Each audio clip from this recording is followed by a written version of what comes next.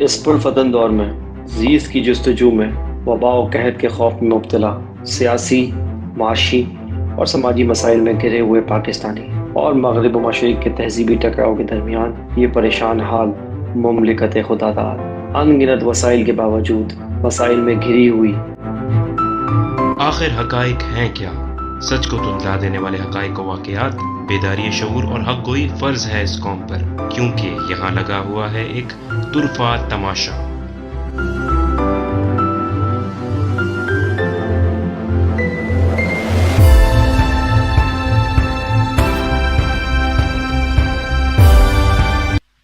बिस्मिल्लाहिर्रहमानिर्रहीम, अस्सलाम वालेकुम। मेरा नाम है अहमद जलील और आप देख रहे हैं तुरफ़ा तमाशा। आज है तुरफ़ा तमाशा की एपिसोड नंबर 71। उम्मीद करता हूँ बिल्कुल खैरियत से होंगे, ठीक-ठाक होंगे और अपनी-अपनी ज़िंदगी में बहुत कुछ अच्छा कर रहे होंगे।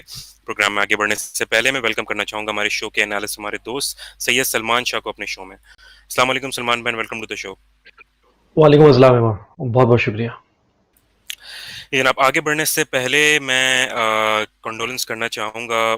आज एक हम पाकिस्तान की एक मारूफ हस्ती जिनका इंतकाल हुआ है, उनका नाम है आमिर लियाकत हुसैन।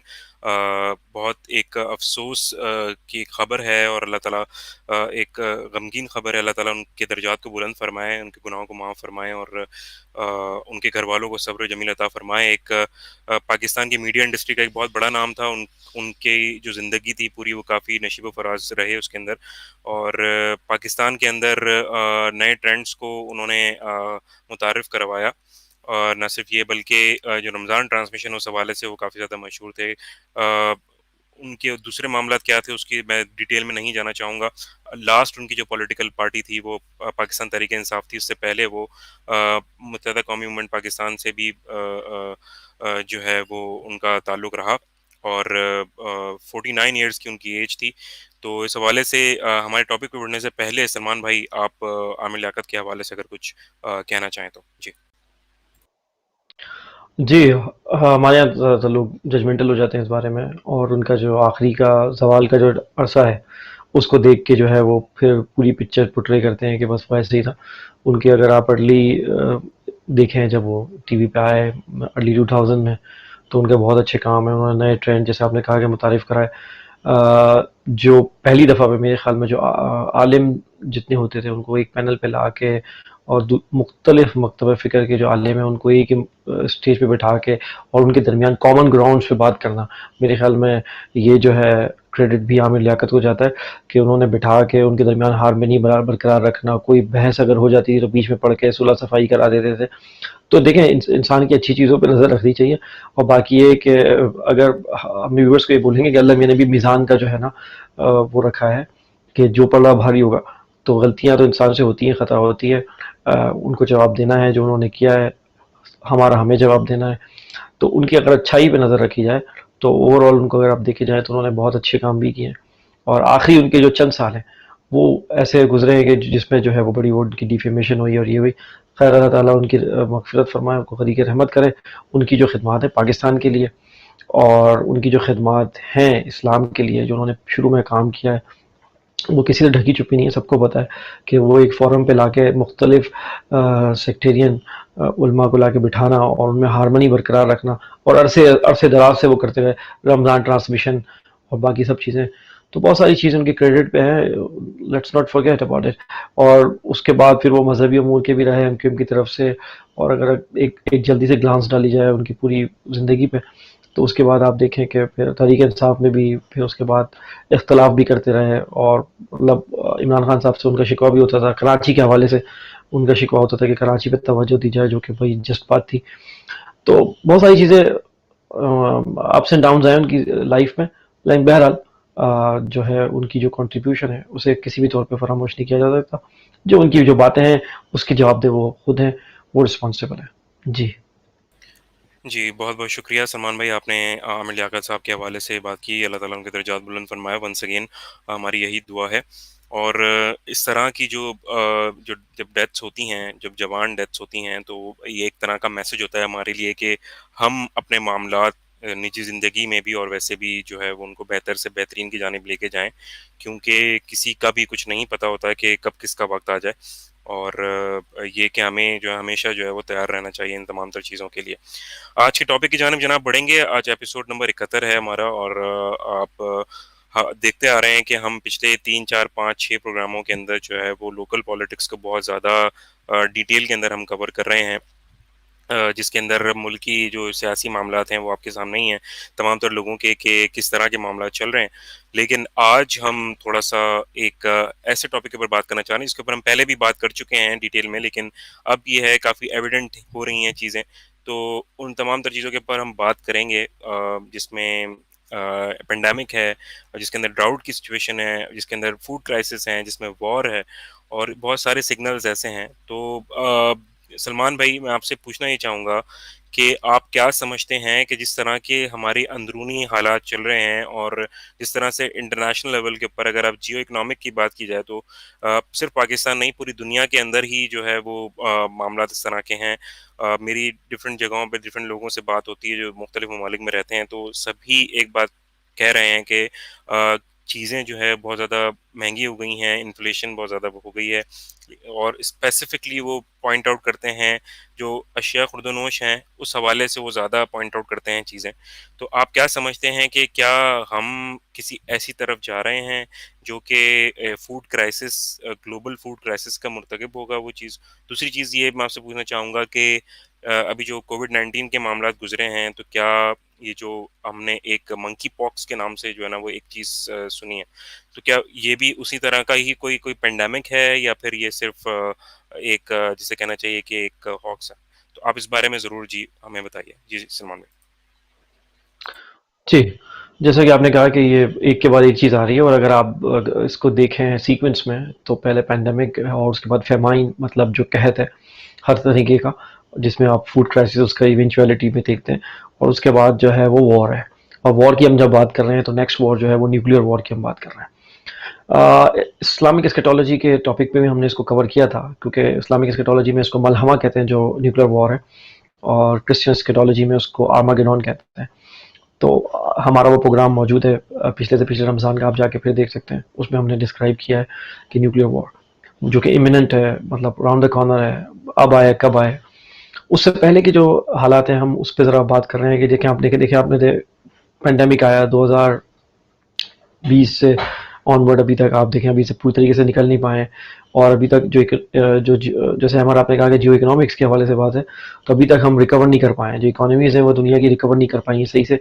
तो उसके बाद एक और चीज़ जो है वो कंट्रोल डेमोलिशन जो है वो फूड क्राइसिस के नाम पर वो एकदम लाया जा रहा है।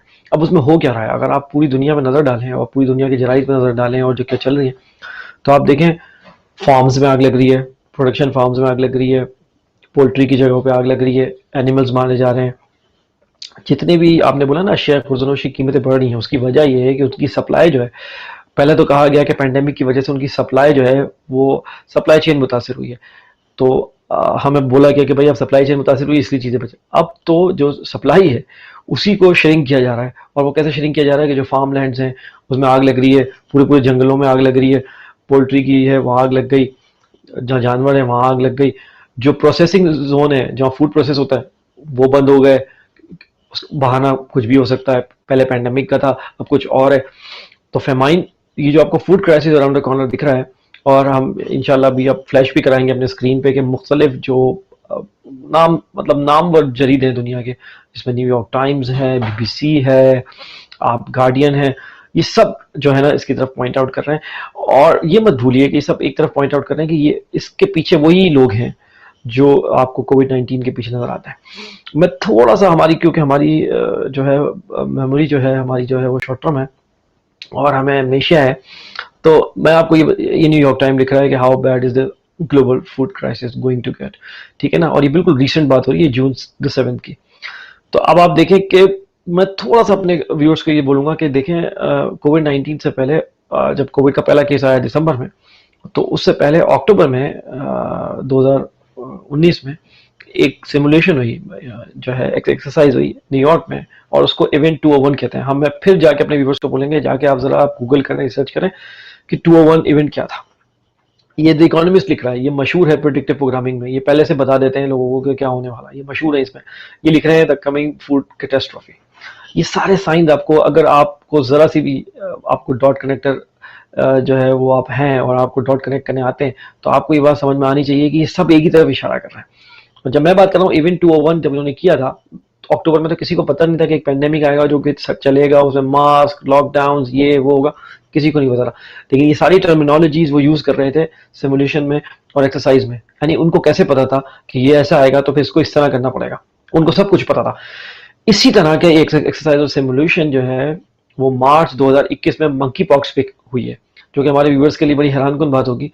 अगर आप जाएं तो मंकी पॉक्स पे इसी तरह की एक सिमुलेशन हुई मार्च 2021 में जी। और उसमें उसमें ये बताया गया है, वही आप देखें जो सिमुलेशन होती है उसमें बताया जाता है कि एक्सपेक्टेड डेथ रेट क्या होगा, उसमें कितने मिलियन लोग मारे जाएंगे, तो आप देखें वो मिलियंस में है जो उन्होंने बताया कि इतने लोग मारे जाएंगे। और once again it's also laboratory made virus, ठीक है। ये आप देखें, ये लिख रहा है कि 2021 में देखें प्रिडिक्ट किया था।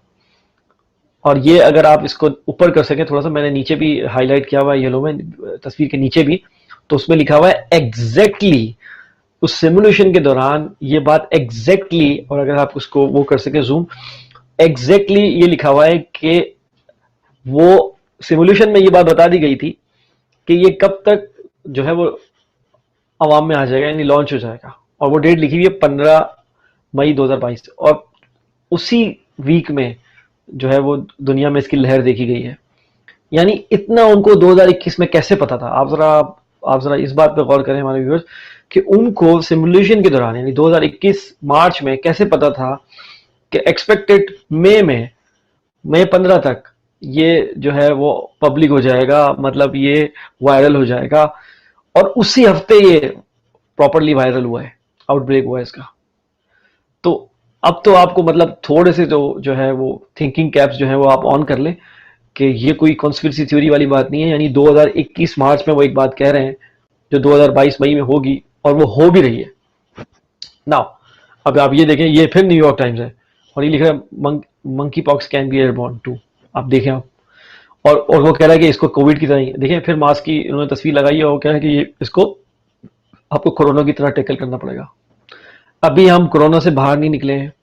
जियो इकोनॉमिक्स की आपने बात करी, अभी तक इकोनॉमी जो है वो रिकवर नहीं हुई है पूरी दुनिया में, और एक और जो है वो वायरस की बात हो रही है। हमने इससे पहले भी जब प्रोग्राम किए थे अहमद, हम आपको एक बात बताया था कि अब जो हमारे व्यूअर्स हैं वो एक दिमाग में एक बात बिठा लें कि अब वो हालत अमन, जिसको वो हालत अमन कहते थे, और सुकून, वो अब नहीं आने वाली है। एक के बाद एक चीज आएगी, चाहे वो फेमाइन हो, चाहे वो वॉर्स हो, चाहे वो इस तरह के पैंडेमिक हो। आपको कह सकते हैं वो प्लैंडेमिक है, आप कह सकते हैं, क्योंकि अगर आप ये सब चीजें देखें कि ये सब पहले ही प्लान करके बैठे हुए हैं, सब पहले से ही प्रेडिक्ट कर रहे हैं, तो ये हो सकता है। ये आरटी लिख रहा है रशियन टीवी कि वर्ल्ड वॉर फॉर ब्रेड, ठीक है। और ये इटली ने कहा था, क्यों? क्योंकि उन्होंने कहा कि यूक्रेन में जो वॉर हुई है उसकी वजह से सप्लाई चेन मुतासर हुई है फूड की, क्योंकि यूक्रेन बहुत बड़ा वीट का एक्सपोर्टर है, आपको पता ही है पूरी दुनिया में। तो वो कह रहे हैं कि ब्रेड पे वॉर हो सकती है, यानी वो फेमाइन की तरफ इशारा कर रहे हैं, फूड क्राइसिस की तरफ। तो कहने का मतलब ये है कि तमाम ये जयद जरीदों की हम बात कर रहे हैं। आरटी कोई छोटा नहीं है, रशियन मतलब स्टेट टीवी है ये, समझ लें। और इससे पहले हमने न्यूयॉर्क टाइम्स का वो किया, और उसके बाद हमने आपको बाकी चीजें की। अब ये आप देखें कि हाल ये हो गया है कि पोलैंड में कि उनको बोला है कि आप जाके वुड्स में जाके जो है ना वो लकड़ियां कलेक्ट कर सकते हैं अपने आप को गर्म रखने के लिए, अपने घरों को गर्म रखने के लिए। और अगर आप इस पूरा आर्टिकल को पढ़ें तो उसमें यह बात भी आगे लिखी हुई थी कि ऐसा भी हो सकता है कि लकड़ी के घर बने हुए उनको भी तोड़ के यूज किया जा सकता है आग जलाने के लिए। मतलब ये स्टेज, मैं यूरोप की बात कर रहा हूँ आपको, पोलैंड की। अब आप मुझे एक बात बताएं कि फूड क्राइसिस और ये जो एनर्जी क्राइसिस है ये कहाँ जा रहा है अब आपको, और ये तमाम लोग एक ही बात कर रहे हैं, द इकोनॉमिस्ट से लेके मैंने आपको न्यूयॉर्क टाइम्स दिखा दिया, बीबीसी भी कुछ इस तरह की बात कर रहा है, हम अगर दिखा सके तो कहने का मतलब यह है। अभी आप देखें लोग कैसी बात, अब ये देखें, अब ये जो वन ऑफ द लार्जेस्ट जो है एग फॉर्म था अमेरिका में, वो अचानक मिस्टीरियसली तौर पर किसी ने टॉर्च कर दिया, मतलब आग लगा दी, ठीक है।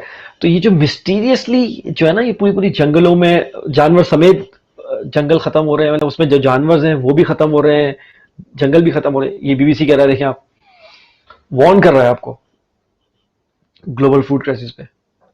अच्छा, इनका क्या है कि ये इसको यूक्रेन की वॉर से कनेक्ट करते हैं और ताकि सारा ब्लेम डाला जाए रशिया पे। तो आपको ये लिंक समझना है, ये करवा ये रहे हैं और चेस्टेड बाय देम, जो सैटेनिक ग्लोबलिस्ट लोग हैं ये करवा ये रहे हैं, लेकिन इसका मलबा ये रशिया पे डालना चाह रहे हैं कि रशिया ने क्योंकि डिस्टर्ब किया यूक्रेन को, तो ये आप इनकी ग्लोबलिस्ट और सैटेनिस्ट लोगों की बात समझें कि ये करना क्या चाह रहे हैं। तो ये लाइन एक फाइन लाइन है जिसको आप समझने की कोशिश करें।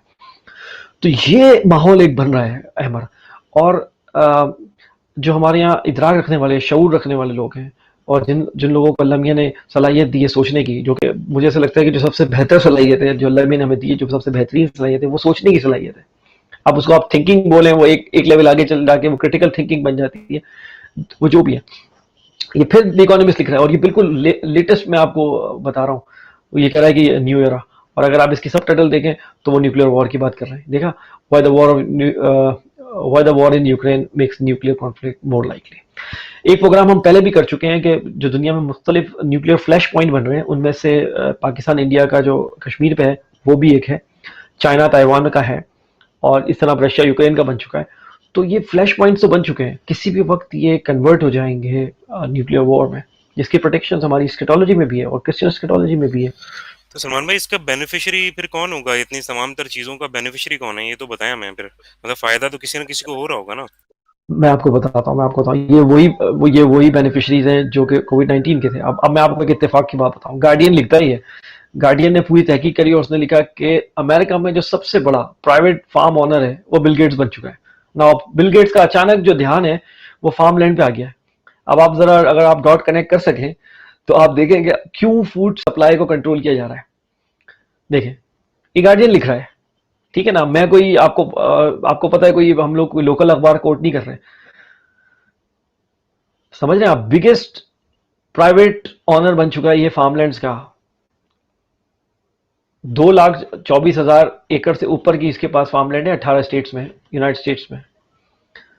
आप मुझे बताओ, अचानक से, पहले इसका अचानक से इंटरेस्ट वैक्सीन की तरफ हो गया था, याद है आपको। अब अचानक से इस दफा इसका इंटरेस्ट जो है ना वो फूड प्रोड्यूसिंग जो फार्म है उस पर आ गया। क्यों?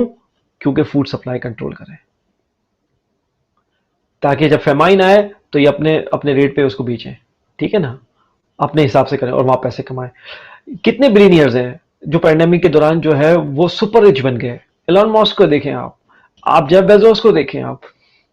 एलन मस्क ने तो 300 बिलियन का मार्क अचीव कर लिया, किसी ने नहीं अचीव किया था अभी तक हिस्ट्री में, अगर आप डॉलर टर्म्स में बात करें तो ये जो ग्लोबलिस्ट है, वो जो एलीट है 1% ऑफ द वर्ल्ड, बल्कि 1% से भी कम, उसको वो पूरी क्रीम जो है वो लेके जा रही है। तो बेनिफिशियरी तो वो है और आपके सामने है, और अचानक से इनका इंटरेस्ट उस तरफ हो जाता है जिस तरफ इनको पता होता है, क्योंकि यही पैंडेमिक को प्लैंडेमिक करते हैं, यही प्लान करते हैं, यही ऑर्केस्ट्रेट करते हैं सारी चीजें, चाहे फेमाइन हो चाहे वॉर हो। तो इनका जो कल्ट है, इनका जो बेसिकली जो कल्ट है, जिसका आप अगर एक शक्ल देखें तो पॉलिटिशियन है, एक शक्ल देखें तो वो मिलिट्री इंडस्ट्रियल कॉम्प्लेक्स है जो कि असला बेच के और जंगे करा के पैसे कमाता है। एक तरफ बिग फार्मा है जो कि बीमारी पहले फैलाती है, उसके बाद फिर उसका इलाज देती है। ये एक अगर आपको समझना पड़ेगा, ये पूरा कल्ट है, ये है बेनिफिशियरी। कोई भी क्राइसिस हो उसके ये बेनिफिशियरी है, ठीक है। अब ये कोई कॉन्स्पिरेसी थ्योरी वाली बात नहीं, ये सारे एविडेंसेस हम आपको बता रहे हैं, और ये इसलिए करते हैं प्रेडिक्टिव प्रोग्रामिंग, ताकि जब ये चीज एक्चुअली आए तो आपकी इसकी एक्सेप्टेबिलिटी बढ़ जाए। मतलब और ये फिल्मों में भी दिखाते हैं, ठीक है। अपनी पॉप सिंगिंग, इनका जो कल्चर है वेस्ट का, उसमें भी सब दिखाते हैं, ठीक है। आप देखिए वन आइड हर जगह आपको मिलेगा, और मतलब कोई कॉन्स्पिरेसी थ्योरी नहीं, ये अब सबको पता है। अब आप कॉलेज के बच्चे से भी पूछेंगे ना, उसको भी ये बात पता है कि यार बहुत लॉजिकल है, समझ में आ रही है, बात सामने दिख रही है। यानी हाउ कम, आप मुझे बताएं मार्च 2021 में मंकी पॉक्स को, आप मुझे बताएं किसी को पता था?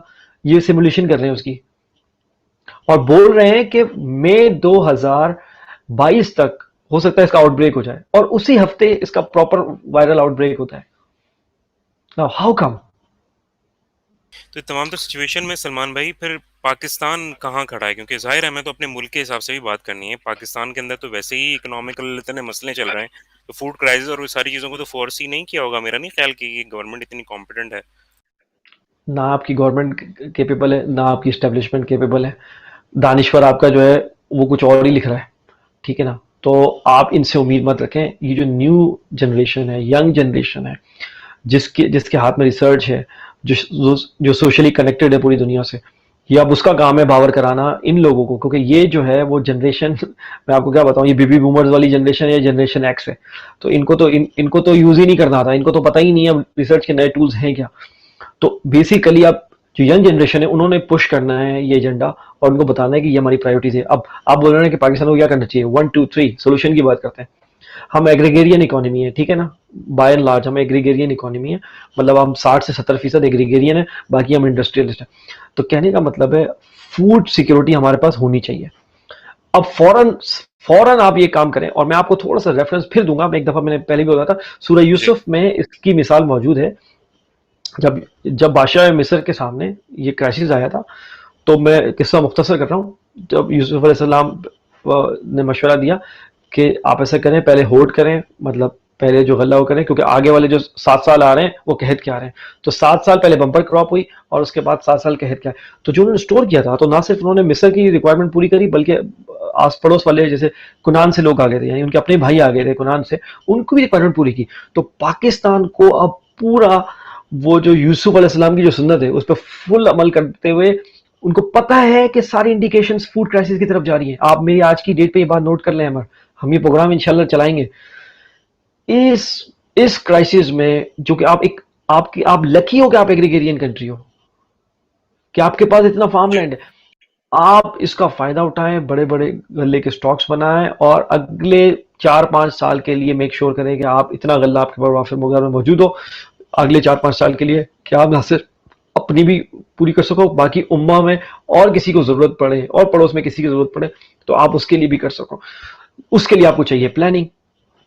अब आपका क्रॉप होता है, आप एक्सपोर्ट कर देते हो, ठीक है। मैं आपको बता रहा हूँ, जब फूड क्राइसिस आएगा तो ये अभी जिसको आप जरिए मुबादला बोल रहे हैं ना, ये जो फियाट मनी है, ये कोई हैसियत नहीं रखेगा, क्योंकि जब जी खाने का ही कुछ नहीं होगा तो आप ये जो पेपर मनी है इसका आप क्या करेंगे, आप मुझे बताइए। It's like a tissue paper, वो टिश्यू पेपर बन जाएगा, क्योंकि लोग तो बोलेंगे भाई पेट में पड़ेगा तो। और आपने मूवीज में देखा है, आप अगर आप मीडिएवल एजेस की मूवीज देख लें, आप देखें तो वहाँ खाने के लिए लोग लड़ते थे, ठीक है ना, उनको पैसे वैसों का कुछ नहीं होता था, वो खड़ते थे। और पैसों नहीं भी होते थे वो बार्टर कर लेते थे, खाना खाना आपस में, भाई एक ने गंदम की बोरी दे दी, उसने चावल की बोरी एक्सचेंज कर ली, बार्टर सिस्टम हो जाता था। तो जरूरी, तो एक्सपोर्ट खुदारा उस पर फौरन एम्बार्गो लगाए, कंप्लीट बैन लगाएं, जो अशिया खुर्दोनोश की एक्सपोर्ट है। भले वो इजाफी हो रही है, आप बोले ना इजाफी है हमने बाहर भेज दी, नहीं, जिसकी शेल्फ लाइफ है, जिस क्रॉप की शेल्फ लाइफ है, जैसे चावल है, चावल की तो बहुत शेल्फ लाइफ होती है, आपको पता है, चावल है, गंदम, आप उसको, हाँ पेराशेबल आइटम आप कंटिन्यू करें, जैसे आपको पेराशेबल आइटम है जो कि सड़ जाएगा, वो आप उसको एक्सपोर्ट कंटिन्यू करें, लेकिन जिसकी शेल्फ लाइफ है उसको आप स्टोर करना शुरू करें, और बड़े बड़े वेयर हाउसेस बनाए सारे प्रोविंसेस में, जो भी क्रॉप करें, क्योंकि इमिनेंट है फूड क्राइसिस। अब मैंने आपने सब फ्लैश करके दिखाया, अब आप खुद भी सोच रहे होंगे कि इतना वाजे हो रहा है कि सब बोल रहे हैं कि भाई आ रहा है आ रहा है आ रहा है, और फिर भी हमें कुछ पता ही नहीं है। हम वही उस्मान आपस में भाई, लोग। इसके लिए तो फिर हमें यूनिटी के साथ काम करना पड़ेगा ना। हम तो चारों सूबे और सारे लोग जो हैं वो एक पेज पे तो आते ही नहीं है, एक दूसरे के पीछे पड़े हुए हैं लोग, और मुल्क के लिए तो कोई सोच जी ही नहीं रहा। जी जी जी, ये फेडरल बुनियादों पे काम होगा इसमें, और फेडरल लीड करेगा, और जिस जिस प्रोविंस में जो बम्पर क्रॉप होगी उस तरीके से फिर उसके होगा, वो फिर वो स्टोर करे, और ना सिर्फ वो स्टोर करे, फिर जो जो प्रोविंसेस डेफिसिट में हैं उनको किस तरीके से उसकी तरसील होगी, इसका पूरा एक मैकेनिज्म बनाया जाए। आपके पास प्लानिंग में ये CSS करके जो प्लानिंग में ये जो आपका ब्यूरोक्रेट है भरे हुए हैं, अब इनको भी अब थोड़ा सा अपनी रिस्क को हलाल करना चाहिए। और ये खुदा का वास्ता, यही तो पूरा प्लान आपको पता है, पूरा प्लानिंग डिपार्टमेंट होता है, ये सब जो करते होते हैं, तो इनको भी थोड़ा अपना हलाल करना चाहिए। और ये जो क्राइसिस जो इमिनेंट है, जो सामने नजर आ रहा है, उसको तो खुदा जो है वो हैंडल करने की कोशिश करें, और ये आपके सामने है।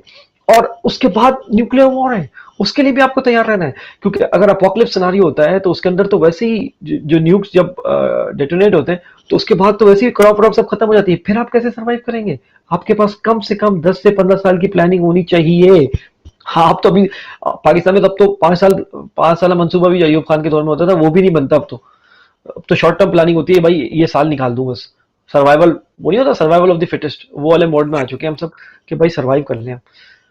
कम से कम 10 से 15 साल, 20 साल की प्लानिंग होनी चाहिए, उसमें फूड क्राइसिस पे बात होनी चाहिए, उसमें न्यूक्लियर वॉर अगर हो जाए क्या होती है, वो प्रेडिक्टिव प्रोग्रामिंग कर रहे हैं। जो ग्लोबलिस्ट स्ट्रेटेजिस्ट लोग हैं, ये देखें फिल्में बना बना के आपको कितनी अपोकलिप्स में मूवीज दिखा रहे हैं आपको, कि अपोकलिप्स सिनेरियो हो जाएगा, न्यूक्लियर अगर फट जाएगा तो वो आपको मास्क पहन के घूमना है, वो एक एक केन पे सब लड़ रहे हैं आपस में, वो सब आपको इसलिए दिखा रहे हैं कि जब वो एक्चुअल होगा तो आपके लिए वो एक्सेप्टेबल हो कि यार ठीक है, बस एक गन होनी चाहिए आपके हाथ में, आपके पास ये होना चाहिए, है ना, ताकि आप फूड के लिए किसी से लड़ सकें, आपके पास गन होगी तो आप लड़ेंगे ना। आप कितनी मूवीज में देखते हैं कि सुपरमार्केट्स लूटते हुए दिखाते हैं कि जिसके जी, जो बढ़ गया। ये क्यों दिखा रहे हैं आपको? 2 मिनट के लिए हम अपने व्यूअर्स को बोलेंगे, इसको कहते हैं प्रिडिक्टिव प्रोग्रामिंग। वो इसलिए पहले बताते थे आपको कि जब वो एक्चुअल हो तो आप उसको एज ए एक्सेप्टेबल सिनारियो के तौर पर कबूल कर लें और उसके मुताबिक एक्ट करें जैसे आपको दिखाया गया। यानी फिर आपको ऐसा लगे कि अच्छा शॉर्ट हो रहा है, फौरन आप भागें सुपरमार्केट और लूटना शुरू कर दें।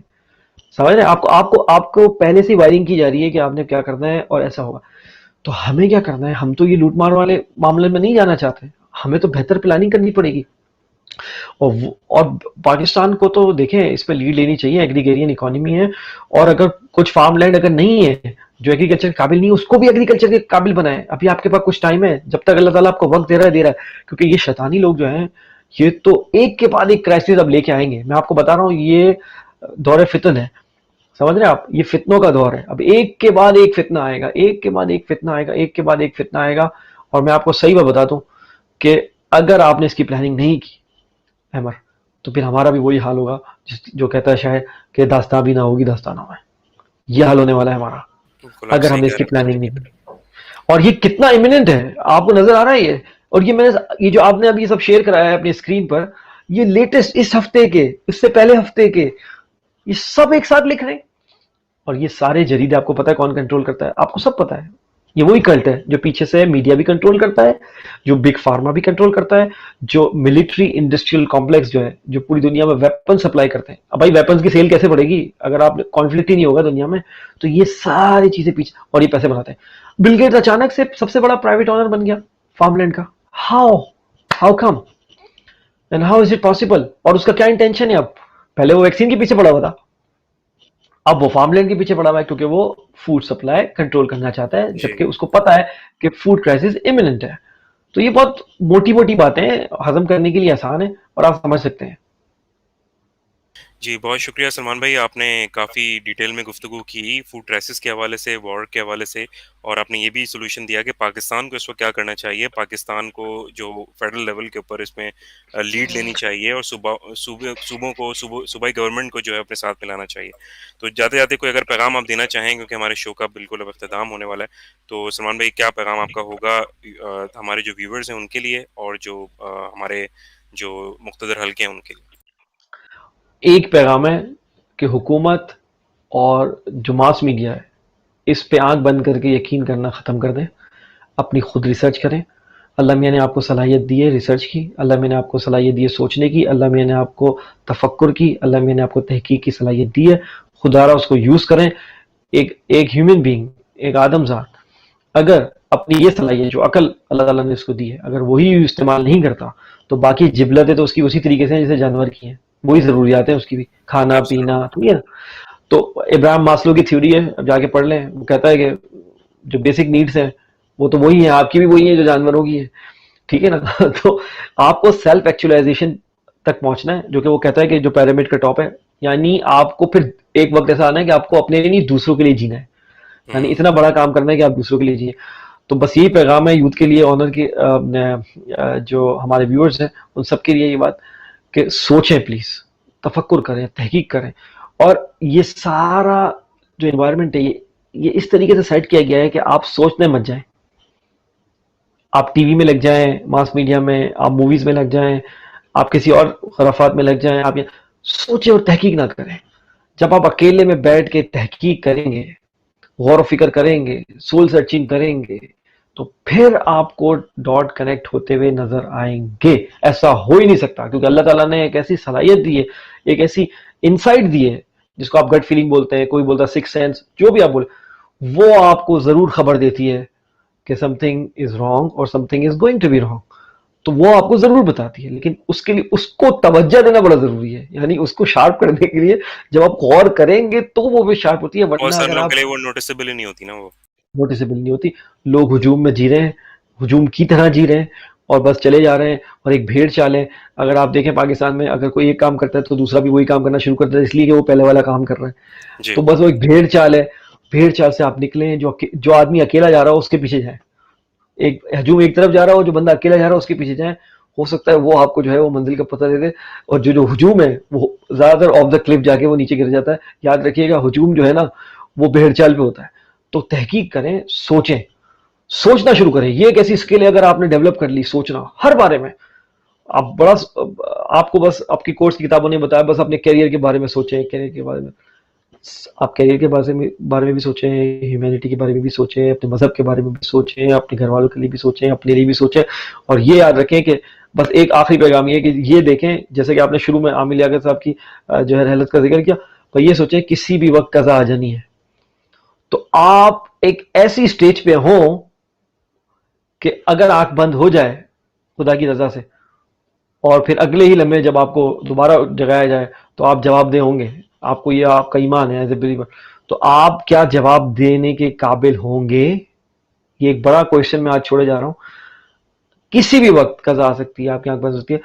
अपने आप को आपने क्या उस लेवल तक अपडेट किया हुआ है कि अगर कज़ा आ गई, आंख बंद हो गई, तो अगली दफा जब आंख खुलेगी, जो कि आपको जवाब देना होगा उसके बाद, तो क्या आप जवाब देने की पोजीशन में होंगे? It's a very big question, it's a $1 million question I think.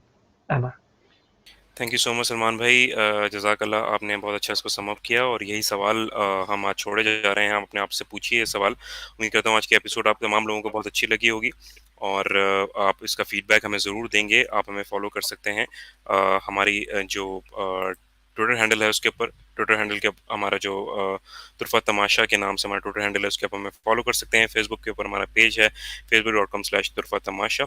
मुझे फॉलो करने के लिए आप अहमद जली मेरा ट्विटर हैंडल है, उस पर फॉलो कर सकते हैं। साथ में सलमान भाई को आप फॉलो करने के लिए उनकी आईडी है सलमान शाह _सैयद, आप उसको फॉलो कर सकते हैं।